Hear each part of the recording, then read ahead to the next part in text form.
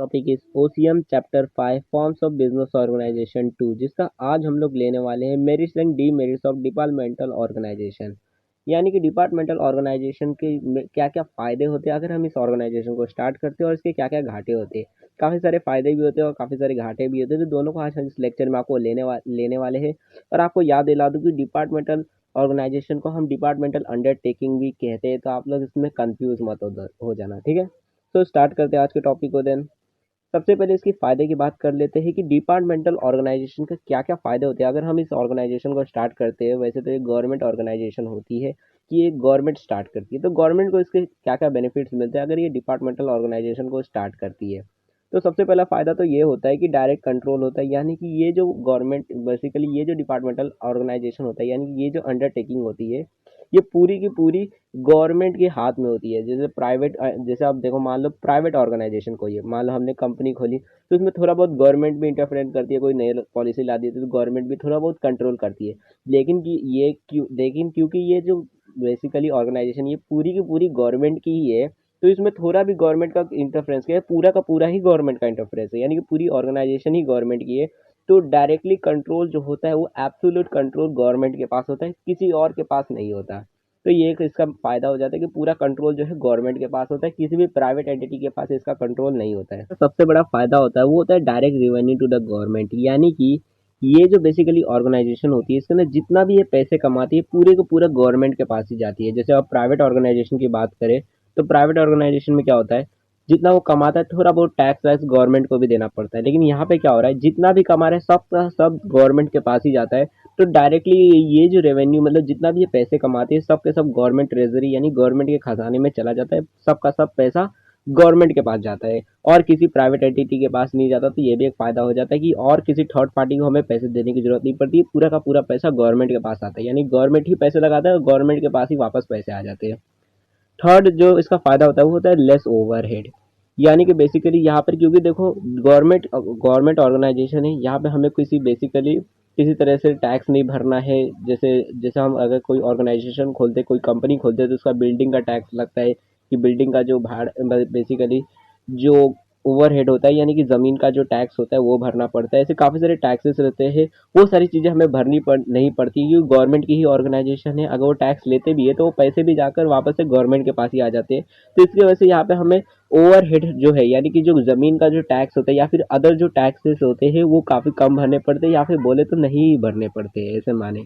ठीक है। देन चौथा होता है इसका फायदा वो होता है प्रॉपर यूज ऑफ फंड्स, यानी कि बेसिकली यहाँ पर जितने भी फंड्स आते हैं गवर्नमेंट से एलोकेट होते हैं, क्योंकि देखो यहाँ पे क्या होता है, गवर्नमेंट जो है वो जनरल पब्लिक और प्राइवेट जो इंस्टीट्यूशंस यानी कि जो बेसिकली जितने भी बिजनेसेस होते हैं उन सब से जो टैक्स लेकर टैक्स की मदद से या फिर अदर जो ड्यूटी फीस चार्जेस जितने भी चीज़ें होती है उन सब से जो फंड से यानी कि पैसे जो है वो इकट्ठा करती है गवर्नमेंट, अपने ट्रेजरी में रखती है। एंड देन उन्हीं में से थोड़े थोड़े पैसे हर एक जो ऑर्गेनाइज मतलब हर एक जो डिपार्टमेंटल ऑर्गेनाइजेशन होते हैं या फिर जितनी भी इन्होंने ऑर्गेनाइजेशन खोली है, जितनी भी अंडरटेकिंग्स है, उन सब में थोड़े थोड़े फंड्स जो है वो एलोकेट करती है। और हर एक जो फंड होता है यानी जितने भी इन्होंने अपने ऑर्गेनाइजेशन में लगाए हुए रहते हैं वहाँ पर मतलब सुपरविजन करते हैं कि हमने जितने भी पैसे उस ऑर्गेनाइजेशन को दिए, यानी कि मान लेते हैं रेलवे, उन्होंने रेलवे खुलवाया, अब रेलवे की मतलब मेंटेनेंस के लिए अदर जो चार्जेस रहते हैं, हर एक जो डे टू डे लाइफ में जो एक्सपेंसेस रहते हैं उस रेलवे के लिए, तो सारी चीज़ें जो है वो गवर्नमेंट पूरे साल भर का बजट दे दिया कि आपको साल भर में इतने पैसे खर्चे करने हैं, ठीक है, सारी जेब खर्ची दे दी उनको, ठीक है। अब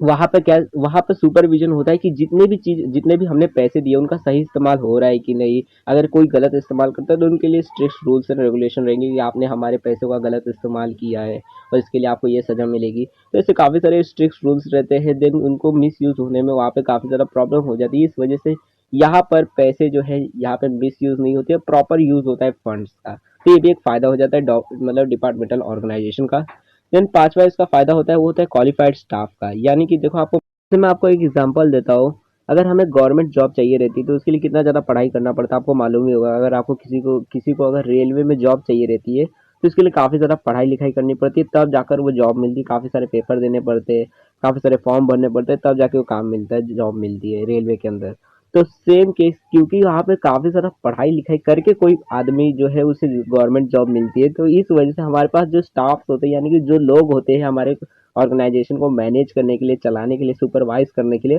वो काफ़ी क्वालिफाइड होते हैं, यानी काफ़ी ज़्यादा पढ़े लिखे होते हैं, काफ़ी क्वालिफाइड स्टाफ होते हैं हमारे पास। ये भी एक पांचवा फायदा हो जाता है। देन छठवां फायदा होता है इसका मेंटेन सीक्रेसी, यानी कि हमारे पास, क्योंकि देखो ये जो ऑर्गेनाइजेशन है पूरी की पूरी गवर्नमेंट की ऑर्गेनाइजेशन है, इसमें और कोई थर्ड पार्टी नहीं है, तो इस वजह से यहाँ पर जो सीक्रेसी होती है काफ़ी मेंटेन हो जाती है। क्योंकि देखो अब मान लो कोई मतलब मान लो गवर्नमेंट है, रेलवे में कोई नया काम कर रहा है, ठीक है, या फिर मान लो जैसे कोई डिफेंस का ही काम है, जितनी भी बातचीत होती है वो अंदर की बात अंदर ही रह जाती है, थोड़ी बहुत भी बात बाहर लीक नहीं होती है। तो ये भी एक फायदा हो जाता है डिपार्टमेंटल ऑर्गेनाइजेशन का, कि जितने भी मैटर्स होते हैं, जितनी भी पॉलिसीज होती है, वो सारी चीजें अपने चीज अपने मतलब गवर्नमेंट जो है वो अपने में ही बातचीत कर लेती है, जब जरूरत पड़ती है तब उसे पब्लिश करती है, लोगों को बताती है, और जब तक जरूरत नहीं है तब तक वो अपने अंदर ही वो सीक्रेट्स को मेंटेन रखती है। तो ये भी एक फायदा हो जाता है इसका। देन आज अब इसके डीमेरिट्स देख लेते हैं कि इसके क्या क्या घाटे होते हैं अगर हम डिपार्टमेंटल ऑर्गेनाइजेशन को स्टार्ट कर दें। मैं आपको वापस से याद दिला दूं कि डिपार्टमेंटल ऑर्गेनाइजेशन का मतलब डिपार्टमेंटल अंडरटेकिंग भी हम कहते हैं, तो आप लोग याद रखना।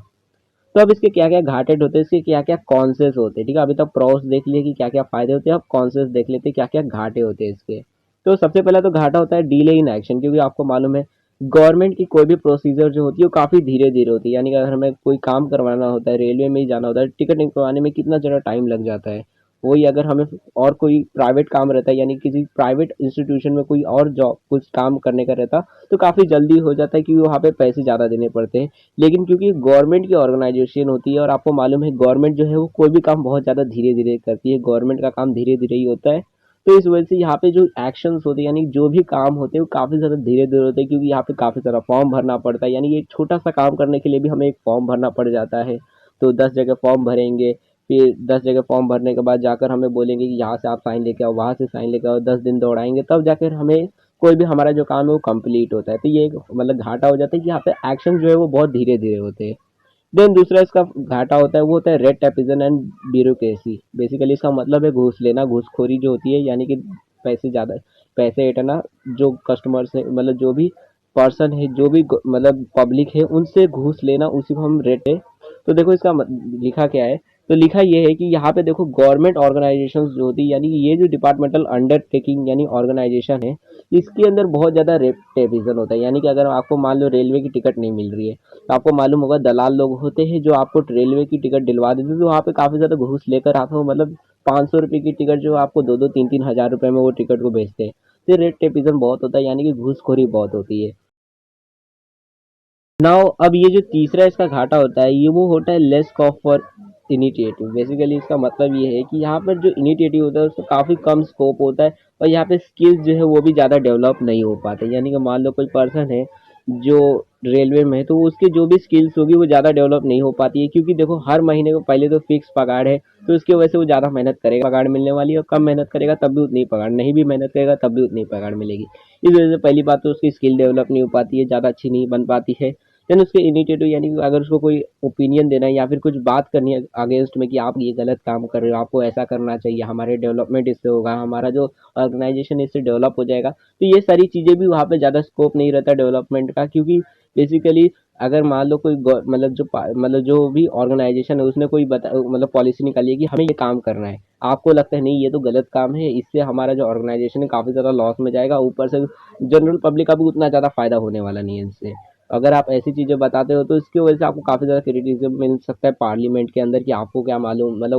वो जो भी एम्प्लॉय होगा या फिर जो भी पर्सन होगा, जो भी ये बातचीत करेगा कि हमें ऐसा करना चाहिए जिससे हमारा ऑर्गेनाइजेशन और डेवलप हो सकता है, प्रॉफिट में जा सकता है, और लोगों का भी साथ में भलाई होगा। तो ये सारी चीज़ें नहीं हो पाती है, क्योंकि बेसिकली यहाँ पे काफ़ी ज़्यादा क्रिटिसिज्म मिल जाता है, कि जो बाकी के मेंबर्स होते हैं, बाकी के जो लोग होते हैं, उसको क्रिटिकाइज करने लगते हैं कि तुम्हें क्या मालूम है इसके बारे में, हमें ज़्यादा मालूम है, हम बड़े पोस्ट में। सो दैट इसकी वजह से यहाँ पे इनिशिएटिव का काफ़ी लेस स्कोप होता है, यानी कि कोई भी पर्सनल ओपिनियन नहीं दे पाता है उस ऑर्गेनाइजेशन की डेवलपमेंट के लिए। देन चौथा इसका घाटा होता है लैक ऑफ फ्लेक्सिबिलिटी, यानी कि बेसिकली इसका मतलब ये है कि चाहे आसपास का जो भी इन्वायरमेंट हो, यानी कि मान लो कि बेसिकली मान लो कि जितने भी लोग हैं अब वो ट्रेन में नहीं जाते हैं, अब वो सब एरोप्लेन में जाते हैं, फिर भी वो जो ऑर्गेनाइजेशन होगी, यानी कि रेलवे जो है वो फिर भी रेलवे का ही काम करेगा, ये नहीं कि दूसरा ऑर्गेनाइजेशन खोल ले। यानी कि बेसिकली उनमें फ्लेक्सिबिलिटी नहीं होती, कि अगर मान लो सिचुएशन के हिसाब से वो कोई भी चेंजेस नहीं करते। जैसे एग्जांपल दूँ, मान लो जैसे अब प्राइवेट ऑर्गेनाइजेशन है, तो अगर मान लो अगर आप चाय बेचते हो और आपके आसपास में लोग चाय नहीं कॉफ़ी पीते हैं, ठीक है, तो आप अगर प्राइवेट ऑर्गेनाइजेशन हो गए तो आप चाय को बंद करके वहाँ पे कॉफ़ी बेचने लगोगे या फिर अपनी ऑर्गेनाइजेशन को कहीं और मूव करके दूसरी जगह चाय बेचोगे। लेकिन ये जो ऑर्गेनाइजेशन होती है ना, डिपार्टमेंटल ऑर्गेनाइजेशन, ये क्या करती है, अगर वो चाय बेच रही है तो वहीं पे चाय ही बेचती रहेगी जिंदगी भर, चाहे उनका लॉस होए, कितना भी लॉस है उससे फर्क नहीं पड़ता। वो लॉन्ग टर्म तक, एक जब तक मतलब वो ऑर्गेनाइजेशन चालू है तब तक वो ऑर्गेनाइजेशन सेम काम ही करती रहती है एक ही जगह पे। तो ये घाटा हो जाता है इसका। इनके अंदर फ्लेक्सिबिलिटी नहीं रहती, ये अपने काम को चेंज नहीं कर पाते अब सिचुएशन के हिसाब से, कि अगर जनरल पब्लिक दूसरी चीज़ की डिमांड कर रही है तो ये नहीं कि दूसरी चीज़ बनाने लगे, वो वही चीज़ बनाते हैं जो वो बनाना चाहते हैं। ठीक है। देन पांचवा इसका घाटा होता है डिलेड डिसीजन, यानी कि यहाँ पे देखो बेसिकली पहली बात तो डिले इन एक्शन होता है, यानी कि यहाँ पे एक तो पहली बात तो काम बहुत धीरे धीरे होता है, फिर डिसीजंस भी बहुत ज़्यादा धीरे धीरे होते हैं। आपको मालूम ही होगा कि अगर कोई कोर्ट से अगर मान लो गवर्नमेंट जो है अगर उसको कोई डिसीजन लेना है तो काफ़ी ज़्यादा दिन लगा देते हैं, यानी कि न्यूज़ में तो दिखाता रहता है कि आज ये डिसीजन आने वाला है, कल ये डिसीजन आने वाला है, तो ऐसे खाली दिखाते रहते हैं, लेकिन डिसीजन आने में महीने 2 महीने लग जाते हैं एक ही छोटे से डिसीजन को लेने के लिए। जैसे अब आपका ही पेपर के लिए तो कितने दिन डिसीजन लिया जा रहा है कि हमें क्या करना है, हर हर रोज कुछ ना कुछ डिसीजन लिए जा रहे हैं और चेंजेस होते जा रहे हैं, तो काफ़ी ज़्यादा मतलब डिसीजन ज़्यादा धीरे धीरे लिए जाते हैं और हर बार इसे डिले किया जाता है कि आज नहीं, हम हमारा जो डिसीजन है वो बाद में लिया जाएगा, तारीख पे तारीख आती जाती है और डिसीजन का जो टाइम है वो बढ़ते जाता है और काफ़ी लॉन्ग टर्म लाइन मतलब काफ़ी ज़्यादा टाइम के बाद जाकर वो डिसीजन आता है। ठीक है।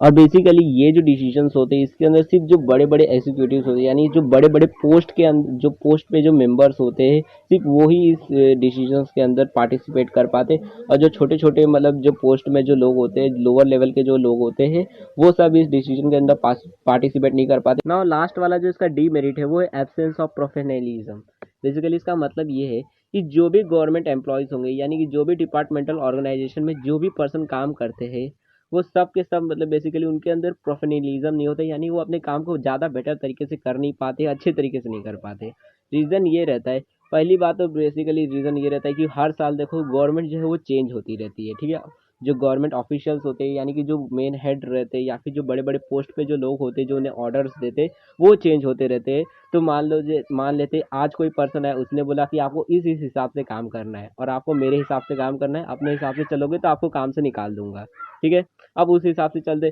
देन अगले साल दूसरा कोई पर्सन आ जाता है, अब उसके हिसाब से चलना पड़ता है, जिसकी वजह से वो दूसरे के ही हिसाब से चलते रहते हैं और अपने हिसाब से नहीं चल पाते, जिसकी वजह से वो अपनी स्किल्स को डेवलप नहीं कर पाते और बस दूसरे के ही ऑर्डर फॉलो करते रहते, जिसकी वजह से उनका जो बिजनेस मतलब बेसिकली वो जो अपना काम है वो ज़्यादा सही से नहीं कर पाते, ज़्यादा बेटर तरीके से नहीं कर पाते। ऊपर से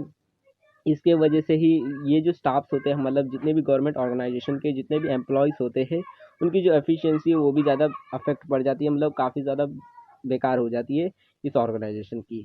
तो दैट वाज डिपार्टमेंटल ऑर्गेनाइजेशन के डीमेरिट्स। आई होप आपको सारे मेरिट्स एंड डीमेरिट्स समझ आ गए होंगे, क्या क्या इसके फ़ायदे होते हैं, क्या क्या घाटे होते हैं। कोई भी डाउट होता है तो आप लोग कमेंट सेक्शन में पूछ सकते हो। देन हमारा नेक्स्ट टॉपिक होने वाला है फीचर्स ऑफ स्टैट्यूटरी कॉर्पोरेशन, यानी कि स्टैट्यूटरी कॉर्पोरेशन क्या होती है और उसके क्या क्या फीचर्स होते हैं, सारी चीज़ें आपको नेक्स्ट टॉपिक में मिलने वाली है, यानी कि नेक्स्ट लेक्चर में जो लेफ्ट वाली प्लेलिस्ट के अंदर आपको मिल जाएगी। वरना अगर आपको बाकी के वीडियोस देखने हैं तो वो भी आपको इस प्लेलिस्ट के अंदर मिल जाएगी। वरना चैनल को सब्सक्राइब करके इस वीडियो को अपने दोस्तों के साथ भी शेयर कर सकते हो।